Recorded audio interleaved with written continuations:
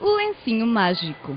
Conta-se que, noutros tempos, uma menina ficou órfã de pai e mãe muito cedo, tendo sido acolhida por uma vizinha que a tratava muito mal. Obrigava-a a trabalhar noite e dia, impondo-lhe tarefas acima das suas forças, e sempre que a menina fraquejava, ela ralhava, e no fim gritava: "Vai para o inferno!" Tanto lhe disse que um dia a menina resolveu fazer-lhe a vontade.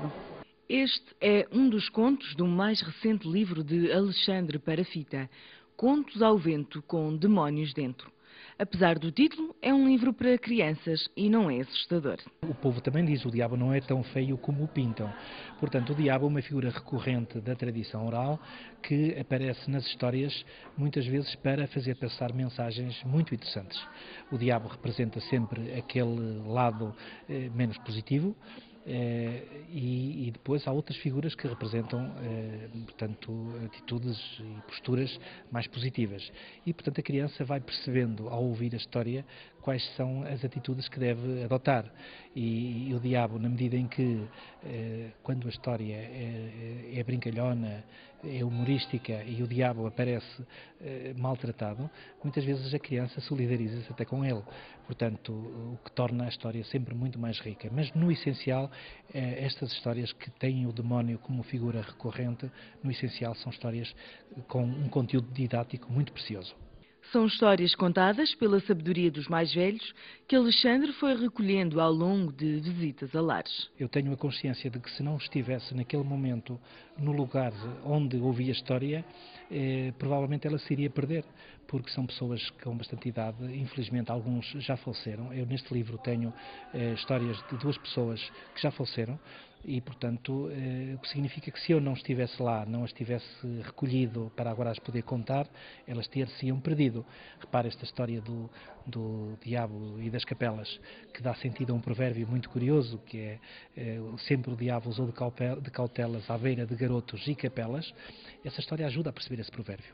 E se eu não a tivesse contado, as pessoas podiam eventualmente continuar a usar o provérbio, mas não saberiam o que é que está por detrás do provérbio. E muitas vezes por detrás dos provérbios estão contos tradicionais, estão até lendas. Infelizmente as lendas e os contos já se perderam e nós continuamos a ter os provérbios, o que significa que são mais frágeis os contos e os provérbios são mais resistentes, não é? Grande parte da obra deste escritor está no Plano Nacional de Leitura e, como não podia deixar de ser, este novo trabalho também. Da oportunidade que a iniciativa tem, digamos que dá-nos, insere-se num projeto mais alargado a nível nacional, que é o A Ler Mais. Este projeto contemplou, ano passado, é o 2º ano que ele está em vigor, contemplou ano passado 30 escolas, este ano 33, das quais aqui no Concelho de Bragança é a Escola Augusto Moreno que de facto se inseriu a nível nacional.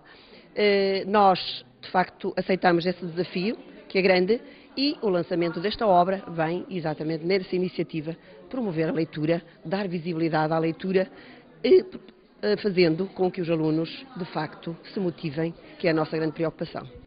Alexandre Parafita escolheu uma forma bastante original de apresentar o seu novo trabalho, uma peça teatral a retratar algumas histórias de contos ao vento com demónios dentro, em que as personagens eram encarnadas pelos alunos da Escola Augusto Moreno, uma forma de cativar ainda mais os alunos. É uma oportunidade que eles têm de poder estar em contacto com aquela pessoa, portanto ela deixa de ser um autor distante, não é? Portanto, eu acho que é bastante motivador para os miúdos poderem, coisas que antigamente se calhar os alunos não tinham oportunidade. Alexandre Parafita, que para além de docente e ensaísta na UTAD, é também investigador do Centro de Tradições Populares Portuguesas da Universidade de Lisboa, nas áreas de mitologia e literatura oral tradicional.